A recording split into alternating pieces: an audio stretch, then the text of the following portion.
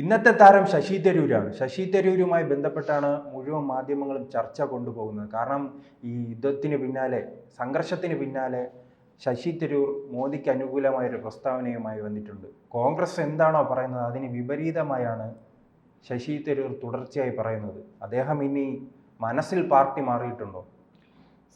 ശശി തരൂർ മോദിക്ക് അനുകൂലമായിട്ടല്ല, അദ്ദേഹത്തിൻ്റെ നിലപാട് രാജ്യത്തിന് വേണ്ടിയിട്ടുള്ള ഒരു നിലപാടായിട്ടാണ് എനിക്ക് പലപ്പോഴും തോന്നിയിട്ടുള്ളത്. കാരണം അദ്ദേഹം രാഷ്ട്രീയത്തിനപ്പുറം ഒരു രാജ്യത്തിൻ്റെ ഭരണവ്യവസ്ഥയും അല്ലെങ്കിൽ ഇത്തരത്തിലുള്ള കാര്യങ്ങൾ നന്നായിട്ട് പഠിച്ചു പറയുന്ന ഒരു വ്യക്തി തന്നെയാണ് ശശി തരൂർ.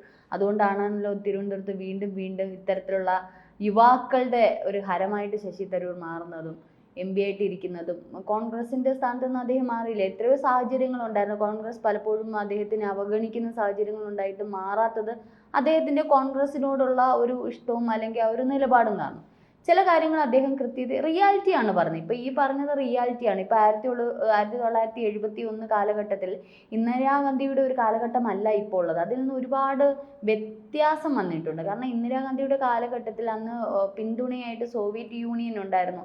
അന്ന് അമേരിക്കയും സോവിയറ്റ് ആ ഒരു രണ്ട് വിഭാഗങ്ങൾ ഒപ്പത്തിനൊപ്പം നിൽക്കുമ്പോൾ അമേരിക്ക പടക്കപ്പുകളുമായിട്ട് അല്ലെങ്കിൽ പടക്കപ്പലുകളുമായിട്ട് നമ്മുടെ സമുദ്രത്തിൽ വന്നിട്ട് ഇത്തരത്തിൽ ഒരു അടിച്ചമർത്തൽ എന്നുള്ള രീതിയിൽ വന്നപ്പോൾ അന്ന് ഇന്ദിരാഗാന്ധിക്ക് സ്ട്രോങ് ആയിട്ട് പറയാൻ ബാക്കിൽ നല്ല ഒന്നാം തരം ആൺ കപ്പലുകൾ അല്ലെങ്കിൽ ആൺ തുണകൾ തന്നെ ഉണ്ടായിരുന്നു. കാരണം നിങ്ങൾ സൗഹൃദമൊക്കെ മാറി നിൽക്കുക, രാജ്യത്തിൻ്റെ കാര്യങ്ങൾ നോക്കാൻ ഞങ്ങളുണ്ട് എന്നുള്ള രീതിയിൽ അന്ന് പറയാനുള്ള സാഹചര്യം ഉണ്ടായിരുന്നു. അത് വിജയിക്കുകയും ചെയ്തു. ആ യുദ്ധത്തിൽ ഇന്ത്യ വിജയിക്കുകയും ചെയ്തു. ഏകദേശം 93,000-ഓളം പാക് സൈനികരെ ഇന്ത്യൻ വരുതിയിലാക്കുകയും പക്ഷെ പിന്നീട് അത് വിട്ടുകൊടുക്കുകയാണ് ചെയ്തത്. ആ വിട്ടുകൊടുക്കലിനെതിരെ ഇപ്പോൾ ഈ പറഞ്ഞതുപോലെ BJP എതിർഭാഗം വിട്ടുകൊടുത്തത് എന്തിനായിരുന്നു എന്നൊരു ചോദ്യം വരുന്നുണ്ട്. അപ്പം അത് അന്നത്തെ സാഹചര്യമാണ്. പക്ഷേ ഇന്നത്തെ സാഹചര്യം ഒരുപാട് മാറി മറിഞ്ഞു. ആ സോവിയറ്റ് യൂണിയൻ ഉണ്ട്, ഇപ്പോൾ റഷ്യ മാത്രമുണ്ട്. റഷ്യ എത്രത്തോളം ഇപ്പോൾ വൻകിട അതോടൊപ്പം തന്നെ മറ്റൊരു യുദ്ധമേഖലയിൽ നിൽക്കുക, അതെ, ഉക്രൈനുമായിട്ടുള്ള യുദ്ധമേഖലയിൽ നിൽക്കുമ്പോൾ അത്രത്തോളം ഒരു വൻകിട ശക്തിയായിട്ട് നിൽക്കുന്നില്ല. എന്നാലും റഷ്യ ഇന്ത്യയോടൊപ്പം തന്നെ ചേർന്ന് നിൽക്കുന്നുണ്ട്. പക്ഷേ എന്താണ് ഈ പറഞ്ഞതുപോലെ അമേരിക്ക എന്ന് പറയുന്ന ഒരു വൻ ശക്തിയെ നേരിടാൻ ഒരു പക്ഷേ റഷ്യക്കും ഇന്ത്യക്കും കൂടെ ചേർന്ന് നടത്തിയെന്ന് വരത്തില്ല. അപ്പോൾ അത്തരത്തിൽ അമേരിക്ക ഒരു മധ്യസ്ഥത വഹിച്ച് മോദി ഇപ്പോൾ ചെയ്തിരിക്കുന്ന ഈ ഒരു തീരുമാനം റിയാലിറ്റിയാണ്. അതിനോട് യോജിക്കുകയാണ് ചെയ്യുന്നത്. യുദ്ധം എപ്പോഴും ഇരു രാജ്യങ്ങൾക്കും എന്താണ് ഭീകരത തന്നെയാണ് സൃഷ്ടിക്കുന്നത്. ഇപ്പോൾ നമ്മളുടെ രാജ്യത്ത് തന്നെ 25 പേരോളം മരിച്ചു, 26 പേര് പഹൽഗാമിൽ കൊല്ലപ്പെട്ടു. അപ്പോൾ ഇത്തരത്തിൽ നിൽക്കുന്ന ഒരു സാഹചര്യം യുദ്ധം ഉണ്ടാകുമ്പോൾ തീർച്ചയായിട്ടും നമുക്കും നഷ്ടങ്ങളുണ്ടാകും. അപ്പം നമുക്ക് നഷ്ടങ്ങൾ, അത് മാത്രമല്ല ശ്രീജിത്ത് നേരത്തെ ഒരു ചർച്ചയിൽ പറഞ്ഞതുപോലെ ഒരു ദിവസം ഒരു യുദ്ധത്തിന് വേണ്ടി ചെലവഴിക്കുന്ന 1000 കോടി രൂപയോളമാണെന്ന് പറയുന്നു. അപ്പോൾ അത്തരത്തിൽ എന്തിനാണ് നമ്മുടെ സമ്പദ് വ്യവസ്ഥയെ തകർത്തുകൊണ്ട് ഇവന്മാരുടെ ഒരു യുദ്ധത്തിലേക്ക് നയിക്കേണ്ട കാര്യം ഇല്ല. കാരണം എന്നാൽ അതുപോലെ തന്നെ യുദ്ധത്തിലേക്ക് പോകാതെ തന്നെ നമ്മളിലേക്ക് ഇറങ്ങി വരുന്ന കോൺഗ്രസ് എന്താണ് ഇതിലൂടെ ഉദ്ദേശിക്കുന്നത്? ഇത്തരം ഒത്തുതീർപ്പിലേക്ക് പോകേണ്ട, യുദ്ധത്തിലേക്ക് പോകണമെന്നായിരുന്നു അവർ ആഗ്രഹിച്ചിരിക്കുന്നത്. ഇപ്പം അവരായിരുന്നു യുദ്ധത്തിലേക്ക് പോകും. അവരുടെ ഭരണകാലത്ത് എത്ര യുദ്ധങ്ങൾ നടത്തി? അവരാണ് യുദ്ധത്തിലേക്ക് പോകും. ഇതിന് ഒരു തിരിച്ചടി എന്ന് അവിടെ ഇവിടെ എങ്ങനെ 2 വെടി പൊട്ടിക്കത്തേ ഉള്ളൂ, അല്ലാതെ ഇത്തരത്തിലുള്ള തിരിച്ചടികൾ നടത്തുകയില്ല. കാരണം ഇതിപ്പോൾ ഒരു രാഷ്ട്രീയ അല്ലെങ്കിൽ ഈ തെരഞ്ഞെടുപ്പുമായിട്ട് ബന്ധപ്പെട്ടുണ്ടാകുന്ന തർക്കങ്ങൾ മാത്രമായിട്ടേ കാണാൻ പറ്റത്തുള്ളൂ. അല്ലാതെ ഈ പറഞ്ഞതുപോലെ നീതി ഇപ്പം അവരുടെയൊക്കെ മനസ്സിലറിയാം. ഇപ്പം മോദി അല്ലെങ്കിൽ നമ്മളുടെ സൈന്യം ചെയ്തത് വളരെ ബുദ്ധിപൂർവമായിട്ടുള്ള നീക്കങ്ങൾ തന്നെയാണ്. ഇത് തന്നെയാണ് വേണ്ടുന്നത്. ഇതിനപ്പുറം ഒന്നും ചെയ്യാനില്ല.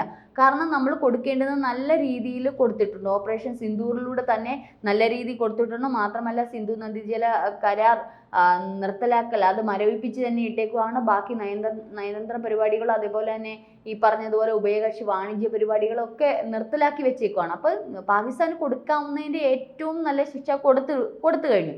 വീണ്ടും ഇത്തരത്തിൽ പ്രകോപനം ഉണ്ടാവുകയാണെങ്കിൽ ഇനി യുദ്ധം എന്നുള്ള രീതിയിൽ മോദി തിരിച്ചടിക്കും എന്നുള്ള രീതി തന്നെ ഇന്ത്യ പറഞ്ഞിട്ടുണ്ട്. അപ്പോൾ ഇതിനപ്പുറം ഇനി വീണ്ടും യുദ്ധം നമ്മൾ ഇപ്പം ഇതിൻ്റെ ഇടയിൽ ട്രംപ് മീഡിയേഷനായിട്ട് വന്നു എന്ന് പറയുന്നു. പക്ഷേ അങ്ങനെ ഒരു മീഡിയേഷൻ വന്ന് ഇത് നിർത്തലാക്കിയതാണ്. എന്തുകൊണ്ട്? ഈ ഒരു അവസരത്തിൽ നമ്മൾ കൊടുക്കാനുള്ള കൊടുത്തു. അവന്മാർ ഒന്നും ഞോണ്ടി നമ്മൾ ഇരട്ടിയുടെ അപ്പുറം കൊടുത്തു കഴിഞ്ഞു. അപ്പോൾ ഇനി അത് യുദ്ധത്തിലേക്ക് പോകുമ്പോൾ നമ്മുടെ സമ്പദ് വ്യവസ്ഥ എന്തിനാണ് നമ്മൾ നാശാഘോഷമാക്കിക്കൊണ്ട് പോകേണ്ട കാര്യമില്ല. മാത്രമല്ല സമ്പദ് വ്യവസ്ഥ മാത്രമല്ല നമ്മുടെ രാജ്യത്തെ ജനങ്ങളുടെ ഈ രാജ്യത്തെ ജനങ്ങൾ അവന്മാർ അവസാനമായിട്ട് പറയുന്ന ആണവായുധം ട്രംപ് പറഞ്ഞത് ഒരു രഹസ്യമുള്ളത് കൊണ്ട് മാത്രമാണ് ഇന്ത്യ ഇതിൽ നിന്ന് പിന്മാറിയെന്ന്. ഒരു പക്ഷേ ആണവായുധം ഉപയോഗിക്കും എന്നുള്ളൊരു രഹസ്യമാണ്, അല്ലെങ്കിൽ അമേരിക്കയുടെ ചാരക്കണ്ണുകൾ അത് കണ്ടുപിടിച്ചതാണെന്നുണ്ടെങ്കിൽ ഇന്ത്യക്കെതിരെ ആണവായുധം ഉപയോഗിക്കുന്നതിനെ കുറിച്ച് അവിടെ കമ്മിറ്റി ചേർന്നിരുന്നു. പക്ഷെ പിന്നീട് അത് ആണവായുധം ഉപയോഗിക്കില്ല, അതൊക്കെ അതിവിദൂരമായ ഒരു സംഗതി തന്നെയാണെന്നാണ് പാകിസ്ഥാൻ പറഞ്ഞത്. പക്ഷെ ഇവന്മാർക്ക് ഈ ലക്കും പൊട്ടൊന്നുമില്ലേ? അവർക്ക് അവരുടെ രാജ്യത്തിലെ ജനങ്ങളെ സംരക്ഷിക്കണം എന്നുള്ളതല്ല, അവർക്ക് തീവ്രവാദം അല്ലെങ്കിൽ ഭീകരവാദത്തെ പ്രോത്സാഹിപ്പിക്കുക. ഇവിടുത്തെ പ്രധാനമന്ത്രി അവിടെ ഒരു നിയന്ത്രണമില്ല, അവിടെ ചെന്ന് ആരോട് സംസാരിക്കണം എന്നുള്ള രീതിയിൽ. ഇവിടെ നമുക്കറിയാം, നമുക്ക് ഒരു പ്രധാനപ്പെട്ട ഒരു വ്യക്തി മോദിയുണ്ട്, പ്രസിഡന്റുണ്ട്, അല്ലെങ്കിൽ സൈന്യ അധിപനുണ്ട്. അപ്പോൾ ഇത്തരത്തിൽ നമുക്ക് ഓരോന്നിനും ഓരോ ചിട്ടകളുണ്ട്, അത് എല്ലാ രാജ്യത്തിനും ഉണ്ട്. പക്ഷെ അവിടുത്തെ സേനാധിപനോട് സംസാരിച്ചാൽ അവിടെ അതുപോലെ പോവുക. ഇന്നലെ വെടിനിർത്തൽ ഉണ്ടാവണം എന്ന് പ്രഖ്യാപിച്ചതിന് ശേഷം തന്നെ അവിടെ വീണ്ടും വെടിയുതിർത്തു. അപ്പം ആരെയാണ് ഇവരൊക്കെ വകവയ്ക്കുന്നത്? അവർ ഭീകരവാദികൾക്ക് ഗ്യാങ് ഉണ്ട്, അതിൻ്റെ മെയിൻ ആൾക്കാരുണ്ട്, അവരെയാണ് ഇവരൊക്കെ അനുസരിക്കുന്നത്, സൈനികർ അനുസരിക്കുന്നത്, അല്ലാതെ അവിടുത്തെ പ്രധാനമന്ത്രിയോ പ്രസിഡന്റിനെയോ ഒന്നും അല്ല. അപ്പോൾ അവർക്ക് എട്ടും പൊട്ടൊന്നും തിരിയണ്ട. അതുകൊണ്ട് തന്നെയാണ് അവരുടെ പാർലമെന്റിൽ തന്നെ ചർച്ച വന്നത്. നിങ്ങൾക്ക് ഷഹബാസിനോട് പറയാം, നിങ്ങൾക്ക് UK യിലും US ലും ഒക്കെ വീടുണ്ട്, നിങ്ങൾക്ക് അവിടെ പോയി രക്ഷപ്പെടാം, ഞങ്ങളെപ്പോലുള്ള സാധാരണ ആൾക്കാരെ എന്ത് ചെയ്യും? അവിടുത്തെ സാധാരണ ജനങ്ങളാണ് വെട്ടിലാകുന്നത്. അവരെ കൊന്നു കുഴിച്ചു മൂടിയാൽ ഇവന്മാർക്ക് തിരിച്ചടിക്കണം എന്നുള്ള രീതിയാണ്. ചൈന കൊടുത്ത പല ആയുധങ്ങൾ പോലും ഇവന്മാരെടുത്ത് ഉപയോഗിച്ചു, ചൈനയുടെ അനുവാദം ഇല്ലാതെ. അത് പലതും പൊട്ടിയില്ല, അത് ചൈനയ്ക്ക് നാണക്കേട ഉണ്ടാക്കിയിരിക്കുന്നത്. അപ്പോൾ ഇവർക്ക് എന്താ പറയുന്നത്, തിരിച്ചടിക്കാം. വേണമെങ്കിൽ അവർക്ക് ന്യൂക്ലിയർ ബോംബ് ഇങ്ങോട്ട് ഇടാം, അല്ലെങ്കിൽ ഈ പറഞ്ഞ പോലെ അണുബോംബ് വർഷിക്കാം. അപ്പോൾ അത്തരത്തിൽ ഇവന്മാർക്ക് ഒരു ലക്കും ലഗാനും ഇല്ലാതെ ഇങ്ങോട്ട് വർഷിച്ചാൽ ഒരുപക്ഷെ നമ്മുടെ ജനങ്ങളെ അത് ബാധിക്കാൻ സാധ്യതയുണ്ട്. അപ്പോൾ അതുകൊണ്ട് അതിലേക്ക് തിരിയാതെ മോദി ഇപ്പോൾ എടുത്ത തീരുമാനം അത് അവരെ ഭയപ്പെട്ടിട്ടോ പേടിച്ചാലേ ഇനി ഒരു ഇതുണ്ടായി തിരിച്ചടിക്കുക തന്നെ ചെയ്യും. അവർ ന്യൂക്ലിയർ ബോംബ് ഇടുക, അത്തരത്തിൽ ഇടുക, പിന്നെ ഇന്ത്യ വെറുതെ നിൽക്കുമോ, കൈ കെട്ടിയിരിക്കുമോ? ഇല്ല, തിരിച്ചടിക്കുക തന്നെ ചെയ്യും. പക്ഷേ അതിലേക്ക് നമ്മുടെ പാവപ്പെട്ട ജനങ്ങളെ, നമ്മുടെ സിവിലിയൻസിനെ കൊണ്ടുവന്ന് ഇടാതെ അവരുടെ ജീവനും സ്വത്തിനും, അല്ലെങ്കിൽ ഈ നിൽക്കുന്ന സൈന്യങ്ങളുടെ സ്വത്തിനും ജീവനും നമ്മൾ വില കൽപ്പിക്കേണ്ടതുണ്ട്. അപ്പം അതിലേക്ക് തിരിയാതെ നമ്മൾ നമ്മുടെ രാജ്യത്തിന് നേട്ടവും സുരക്ഷിതത്വമാണ് എപ്പോഴും നോക്കേണ്ടത്. ഇനി ഇങ്ങോട്ടേക്ക് ഒരു തിരിച്ചടി ഉണ്ടാകുമ്പോൾ അതിനെ എങ്ങനെ തടയണം, അല്ലെങ്കിൽ അതിന് തിരിച്ചെങ്ങനെ മറുപടി കൊടുക്കണം എന്നുള്ള കൃത്യമായിട്ട് നമ്മുടെ സൈന്യത്തിന് അറിയാം. ഇപ്പോൾ തന്നെ അവർ 400 ഡ്രോണുകൾ 400 വർഷിച്ചു. അതിനെയെല്ലാം തടയാൻ ഇന്ത്യയുടെ സാങ്കേതിക വിദ്യ അതിന് പ്രാപ്തമായി. അതെന്തുകൊണ്ടാണ്? നമ്മുടെ സൈന്യം, നമ്മുടെ നേവി, നമ്മുടെ കരസേന, ഇത് മാത്രമല്ല നമ്മുടെ ISR, നമ്മുടെ ശാസ്ത്രജ്ഞരുടെ ഒരു വലിയൊരു കഴിവുണ്ട് അതിൽ. കാരണം അത്രത്തോളം നമ്മുടെ ശാസ്ത്രത്തിൻ്റെ പുരോഗതിയാണ് അവിടെ കാണിച്ചത്, അവിടെ തടയിടാൻ പറ്റിയത്. ഈ മിസൈൽ, റഡാർ ഉപയോഗിച്ചുള്ള കാര്യങ്ങളും ഒക്കെ ISRയുടെ ഒരു വൻ നേട്ടം തന്നെയാണ്. അപ്പോൾ ഇത്തരത്തിൽ നമ്മുടെ രാജ്യത്തിൻ്റെ പുരോഗതി വരുമ്പോൾ ഇങ്ങനെയുള്ള കാര്യങ്ങൾക്ക് വേണ്ടിയിട്ട് ആവശ്യമില്ലാതെ പണം ചെലവഴിക്കാനും, അല്ലെങ്കിൽ എന്താ പറയുന്നത്, നമ്മളുടെ ആൾക്കാരെ ജീവൻ കൊടുത്ത് ബലിയർപ്പിക്കേണ്ടതുമായിട്ടുള്ള കാര്യമില്ല. നമ്മൾ കൊടുക്കാനുള്ളത് കൊടുത്തു, വളരെ ഭംഗിയായിട്ട് അത് തീർത്തിരിക്കുന്നു. അത് തന്നെയാണ് ശശി തരൂർ ഇപ്പോൾ പറഞ്ഞിരിക്കുന്നത്. അന്നത്തെ സാഹചര്യമല്ല ഇന്നുള്ളത്, ഇന്ന് ഒരുപാട് മാറ്റമുണ്ടായി. ഇന്ന് രാജ്യങ്ങളൊന്നും അധികം യുദ്ധങ്ങൾക്കൊന്നും പോകാറില്ല, അവർക്ക് അവരുടെ സമാധാനത്തിനും സ്വസ്ഥതയ്ക്കും വേണ്ടി. പിന്നെ ഇങ്ങോട്ട് അടിച്ചാൽ തിരിച്ചടിക്കാനുള്ള എല്ലാ ഉപകരണങ്ങളും എല്ലാ രാജ്യത്തിനും ഉണ്ട്.